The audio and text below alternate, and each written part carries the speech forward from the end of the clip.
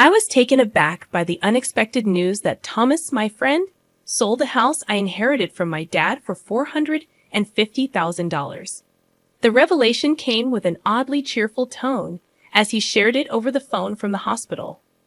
To add to the surprise, he boldly announced that he's planning to embark on a trip with his mistress. The whole situation struck me as sheer madness, leaving me bewildered. I couldn't fathom why Thomas would sell the house with sentimental value and make such an announcement. The news about abandoning his family, including his daughter Elizabeth, was particularly shocking. Thomas expressed a nonchalant attitude towards leaving Elizabeth behind, stating that she had been getting on his nerves and acting high and mighty. His callous remarks about his own child enraged me. As I processed the shocking news of Thomas selling the house and abandoning his family for his mistress, a mix of anger and shock overwhelmed me. It felt like I might lose my mind.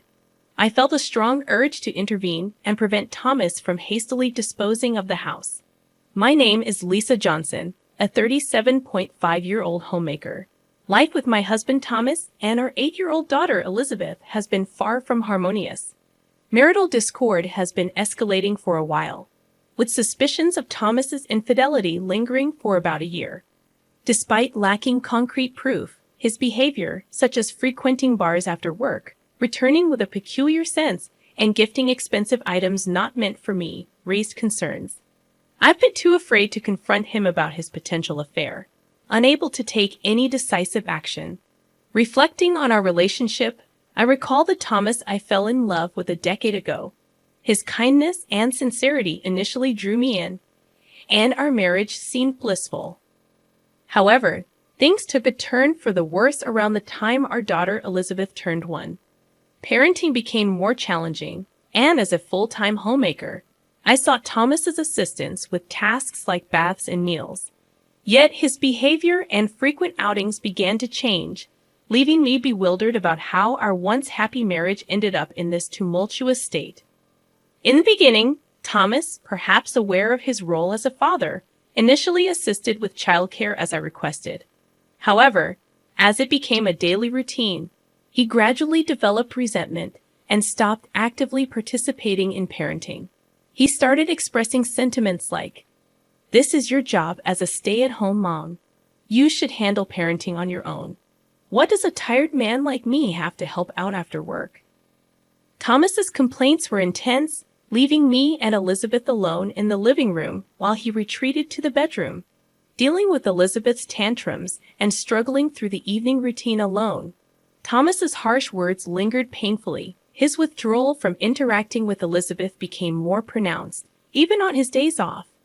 When Elizabeth asked him to play, he responded dismissively, saying, "Playing is your mom's job. I'm busy." Thomas didn't consider Elizabeth's feelings, scolding her if she cried and blaming my parenting skills. To shield Elizabeth from his verbal abuse, we often retreated to our room and played together, just the two of us. There were times when I yearned for personal hobbies like reading or watching movies. However, living with Elizabeth around the clock left little time for myself, while Thomas indulged in his horse racing hobby. The situation felt unfair, but I couldn't complain as our household relied on Thomas's income. I felt a sense of helplessness and frustration as I found myself unable to change the circumstances that had persisted for 8 long years. Thomas's disinterest in parenting and his abusive language became a distressing pattern, a far cry from the caring and kind Thomas I knew before our marriage. Despite enduring this situation, I knew it was essential to provide for Elizabeth, and Thomas's income was crucial for our survival. One day, while drawing together, Elizabeth complimented my artistic skills and suggested that I pursue drawing as a job. Despite Thomas's contemptuous nature, Elizabeth had grown up to be honest, straightforward, and cheerful, the opposite of my more introverted personality. It was heartening to see her thriving at school, surrounded by friends, and even earning the favor of her teacher. Elizabeth's compliments about my drawings filled me with pride and confidence, reminding me that she paid attention to me and appreciated my efforts. I was grateful for her positivity, which brought joy to our challenging family dynamics. As long as Elizabeth could smile, I felt a sense of resilience in facing the challenges of our life. That quiet realization echoed in my thoughts that night. However, our household situation took a familiar turn when Thomas, in his usual inebriated state, stumbled home and collapsed into the living room. His drinking habits had escalated lately, becoming a source of increasing concern. Sighing, I began the routine of peeling his jacket off his slumped body. In the process, a piece of paper fell from a pocket that typically housed only keys. Upon closer scrutiny, it revealed itself as a receipt from a motel. Unmistakable evidence confirming the suspicions I had only held vaguely until then. In an attempt to conceal the turmoil within me, I quietly stashed the receipt away on a shelf as the night unfolded. I contemplated how to address this revelation with Thomas. The next morning, with Thomas not yet fully sober, he left the house after Elizabeth had gone to school. Engrossed in my regular household tasks, I found it impossible to shake off the lingering thoughts of the previous day's revelation. Having suspected Thomas's infidelity without concrete evidence, the receipt presented a dilemma. It became challenging to ignore the truth and maintain the facade of a masked couple. I felt compelled to confront him, seek an admission, and perhaps an apology within the upcoming week or even days. Lost in contemplation, my smartphone interrupted my thoughts with an unexpected vibration. An unfamiliar number appeared on the screen, triggering a sense of apprehension as I answered the call. The caller identified themselves as someone from General Hospital delivering news about Thomas. He had been rushed to the hospital by ambulance and was undergoing surgery for a kidney disease. The doctor explained that Thomas's kidneys were likely to fail, necessitating a transplant. Overwhelmed by the sudden turn of events, the doctor asked if I was all right. Despite the complex emotions, I found myself agreeing. As the doctor elaborated on the details of the transplant surgery, my mind swirled with confusion. Although Thomas had often mocked me and been unfaithful, I didn't wish for him to lose his life. That night, I held on to the hope for Thomas's recovery. My thoughts centered around his impending transplant surgery. As weeks passed, news about potential kidney transplant candidates within the family emerged. Surprisingly, I turned out to be the best match. The revelation that I was a compatible donor for Thomas, despite the challenges in our relationship, presented an unexpected twist in our story. The situation became more complex with the presence of Thomas's parents, who were still alive. The impending decision about organ donation required careful consideration, blending the threads of our troubled history with the possibility of a renewed connection through the transplant process. Despite my own less than perfect health, I emerged as the most suitable donor for Thomas's kidney transplant due to our matching blood types and the fact that he was an only child. Admittedly, I had reservations about undergoing the surgery, but the prospect of preserving Thomas's life overshadowed any hesitations. Recognizing the irreplaceable value of Thomas's existence, I made the difficult decision to be his kidney donor. When I shared Thomas's medical condition and our upcoming transplant surgery with Elizabeth, she responded with understanding and encouragement, sending me off with her blessing. Elizabeth stayed with my in-laws during my hospitalization, and despite their own health challenges, they were able to care for Elizabeth, who happily stayed with them, sharing a close bond with her grandparents. This arrangement provided me with a sense of relief, knowing that Elizabeth was in good hands. With that reassurance, I faced the kidney transplant surgery a week later. After completing the necessary health checks and signing consent forms, I donated my kidney to Thomas. The surgery, to my surprise, concluded more swiftly than anticipated. I spent approximately a week in the hospital, while Thomas's recovery extended to 10 days. Fortunately, there were no complications, and the recovery process proceeded smoothly. Just before my scheduled discharge, I received an unexpected call that sent a shiver down my spine. Answering the phone, I was met with Thomas's voice, the recipient of my kidney. Expecting words of gratitude for the life-saving donation, I inquired about his well-being after the surgery. However, Thomas' response took an unforeseen turn as he shifted the conversation to our house. In an inappropriately cheerful tone, He disclosed that he had sold our house for $450,000 and intended to embark on a trip with his mistress. The news struck me like a bolt of lightning, and I couldn't comprehend the audacity of his actions. The house, a precious inheritance from my father, was being callously disposed of, and Thomas's brazen declaration of having a mistress added another layer of shock in the midst of my disbelief. I confronted him about Elizabeth's well-being, only to be met with indifference. Thomas callously dismissed any concerns for our daughter, stating that he didn't care and was leaving her behind. The revelation left me enraged and appalled. The thought of him selling the house and abandoning his own daughter was beyond comprehension. Determined to intervene, I realized that I needed to stop Thomas from hastily relinquishing the house. As the call abruptly ended, my mind swirled with turmoil. I was left grappling with the shocking news of Thomas's actions and contemplating how to prevent him from following through with his impulsive decisions. The urgency to protect our home and Elizabeth's well-being became a pressing matter that demanded immediate attention. Trying to comprehend the sudden upheaval caused by Thomas's actions, I found myself unable to believe that he had sold our house, especially while he was in the hospital. The shock of this revelation worsened my condition, leading to an extension of my hospital stay. Feeling helpless and distressed, I spent days on the hospital bed contemplating the next steps. My first instinct was to call Elizabeth. Without the house, we would have nowhere to go. Despite my anger towards Thomas's bold declaration about his mistress, my primary concern was Elizabeth's well-being. Calling my in-laws home, Elizabeth answered the phone, and I anxiously questioned her about how she was doing and whether she felt lonely. I also mentioned the news about our house being sold by Dad. Elizabeth's response was unexpectedly reassuring. She calmly assured me that she had taken care of things. Intrigued and puzzled by her words, I listened as she explained that Dad had told her he asked his mistress to sell the house. Elizabeth had navigated through this unexpected turn of events, leaving me surprised and proud of her maturity. She reassured me that everything was fine, expressing gratitude for my concern. Encouraged by Elizabeth's composure, I allowed a bit of peace to settle in. However, curiosity lingered about what was happening with Thomas and his mistress at that very moment. Reminding myself of the importance of rest, I allowed sleep to claim me.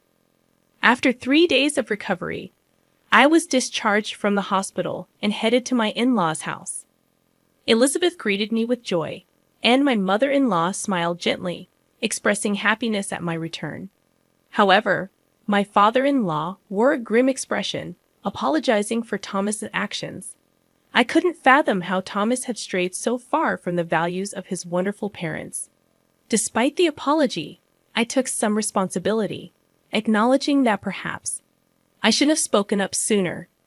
As the conversation progressed, my in-laws revealed that they wouldn't let Thomas have his way. Intrigued and somewhat anxious, Elizabeth and I attempted to head home. On our way, though, we encountered an unexpected scene in front of a realtor's office. There, we witnessed a familiar yet disheveled Thomas and an unknown woman, presumably his mistress, engaged in a heated argument. Dressed in sweatpants with unkempt hair, Thomas was visibly distressed, while the mistress, wearing a short skirt with a single high heel and a bare face, expressed frustration about the house not being sold and the canceled purchase of $450,000. The chaotic scene unfolded before us, adding another layer of complexity to an already tumultuous situation. Thomas's enraged stomping and his mistress's screeching drew shocked looks from passersby. Elizabeth and I, equally surprised, approached them, seeking an explanation. Upon questioning Thomas about his actions, he and his mistress were visibly taken aback, gasping in surprise. Accusations were immediately thrown our way, with Thomas suggesting that I must have talked the buyer out of the deal. Dismissing their baseless claims and instinctively shielding Elizabeth behind me, I faced their accusations. The realtor, confused by the unfolding drama, reacted with disbelief upon learning that I was Thomas's wife. The cancellation of the house purchase had disrupted their plans, and Thomas, pointing at his mistress, claimed to still have debts from the money he spent on her. It slowly dawned on me that Thomas' intention was to sell the house to settle debts incurred for his mistress and secure a new place for both of them. The realization hit me like a wave. Thomas was fully aware that the house was a precious inheritance from my father. To think he would disregard Elizabeth and me, attempting to seize my most valuable asset, was beyond belief. Anger welled up within me as I confronted Thomas. Despite the critical situation, he continued to hurl insults, displaying a complete lack of decency. I pointed out the audacity of him trying to sell my house without discussion, emphasizing that I was the rightful owner. My anger intensified as I questioned whether he had forged documents to proceed with the sale. Furthermore, I revealed the surprising twist. Thomas had been bad-mouthing the supposed buyers of the house, unaware that they were his own parents. The revelation about my in-laws' involvement came from Elizabeth, who had spoken to them about Thomas's misdeeds. Infuriated by their son's actions, my in-laws decided to intervene to protect both Lisa and their good-hearted granddaughter Elizabeth. Elizabeth stepped forward confidently, explaining that her grandparents were well aware of the house's significance to me and disapproved of its easy sale. In a strategic move, they had pretended to buy the house before anyone else could. Thomas, desperate and defeated, unleashed a vulgar laugh and lashed out at Elizabeth and her grandparents. However, Elizabeth remained unfazed by his verbal assault, and in response, I retrieved a piece of paper from my bag and thrust it under Thomas's nose, ready to confront him with undeniable evidence. The unfolding drama showcased the complexities of family dynamics and the lengths one would go to protect the ones they love. Brandishing the divorce papers, I confronted Thomas with a resolute declaration, I want a divorce. However, instead of acknowledging the gravity of the situation, Thomas snorted and scoffed, questioning my ability to live without him. Unfazed by his arrogance, I decided it was time to dispel his misguided assumptions. Determined to shatter Thomas's illusions, I calmly informed him that I had a plan. You needn't worry. I'm going to receive a lifetime gift from your parents, I declared. The mention of a lifetime gift left Thomas and his mistress bewildered. I went on to explain that my in-laws, recognizing their declining health, wished to give me a portion of their assets before it was too late. Initially, I suggested that such a gift should go to Thomas. However, my in-laws insisted that I, as the one who had given them a lovely granddaughter, were more important to them than a son who couldn't even express gratitude for a life-saving organ donation. Grateful for their generosity, I accepted the lifetime gift, leaving Thomas pale and agitated. Outraged by the turn of events, Thomas protested, calling it dirty and unjust. He threatened to take the matter to court, but I calmly reminded him that it was his fault for spending all that money, and his parents had made a justified decision. Dismissing his threats, I questioned whether he even had the financial means to go to court, highlighting the consequences of his past betrayals. Closing the distance to Thomas and delivering the final blow, I made it clear that every penny of compensation for emotional distress and child support would be sought. Unleashing a stern warning, I stated that if he couldn't pay, I would chase him to the ends of the earth to collect. Thomas, desperate and shaken, begged for forgiveness, but it was too late. Glaring at him with unwavering determination, I declared that I would pursue every avenue to hold him accountable for insulting Elizabeth and me. As Thomas and his mistress screamed and ran away, the realtor who had witnessed the entire confrontation expressed gratitude for the resolution. Acknowledging the awkwardness of the situation, I apologized for any trouble caused, ready to move forward with the next chapter of my life. Taking Elizabeth's hand, we headed home, and she expressed gratitude for standing up for her. A smile adorned Elizabeth's face, and in that moment, I made a silent vow to protect her for the rest of our lives. The divorce from Thomas unfolded without any significant issues, marking the end of a long-suffering marriage. Surprisingly, it was almost anticlimactic, prompting me to reflect on why I had endured everything until now. It became apparent that Thomas had invested a considerable amount of money into his affair and had resorted to borrowing funds from various sources. His mistress eventually left him, citing an inability to be with such a financially troubled man. Misfortunes seemed to converge for Thomas as his company had to cut back on staff due to a decrease in sales caused by material shortages. Working in the factory, Thomas was among the first to be laid off. While it may be inconvenient for him, it's challenging to believe he was laid off for no reason. It's likely that the company let go of those who underperformed or had poor conduct, which might have been the case for Thomas, given his demeanor at home. Now unemployed, he is scraping by with part-time jobs, lacking the energy to actively search for a new full-time position. His life seems bleak, having lost his job, lover, and wife. But there's little room for sympathy. Despite my efforts, including donating a part of my kidney to him, Thomas made a mockery of me. It appears that karma has caught up with him, and he should focus on working hard to pay off his debt. As for me, I've started doing illustration work, utilizing the assets I inherited from my in-laws. Initially inspired by Elizabeth's compliment about my drawing skills, I have received positive feedback from clients who appreciate the meticulous and skillful nature of my work. The plan is to increase my clientele and work diligently to provide a better life for Elizabeth.